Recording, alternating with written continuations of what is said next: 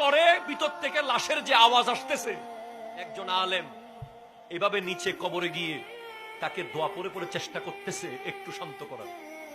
والصراط حق والميزان حق وتطاير الكتب حق وأن الجنة حق والنار حق وأن الساعة آتية لا ريب فيها وأن الله يبعث من في القبور. أفهمت يا عبد الله؟ ثبتك الله بالقول الثابت وهداك الله إلى صراط مستقيم وعرف الله بينك وبين أوليائك في مستقر من رحمتك. اللهم جاف الأرض عن جنبيه واصعد بروحه إليك ولقه منك برهانا. اللهم عفوك عفوك عفوك. الفاتح. وتطاير الكتب حق وأن الجنة حق. আপনি তো কবরের আওয়াজ শোনার শক্তি আমাদের নাই।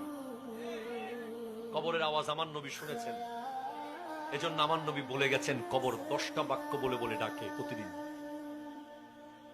আমার যে যুবক ভাইয়েরা আজকে এনজয় করছেন, আজকে দুনিয়াটাকে জান্নাত মনে করতেছেন, কথায় কথায় প্রতিশোধ নিচ্ছেন, কথায় কথায় গলা ধাক্কা দিচ্ছেন, কথায় কথায় হুমকি দিচ্ছেন, আপনাকে কবর প্রতিদিন ডাক দিয়ে বলছে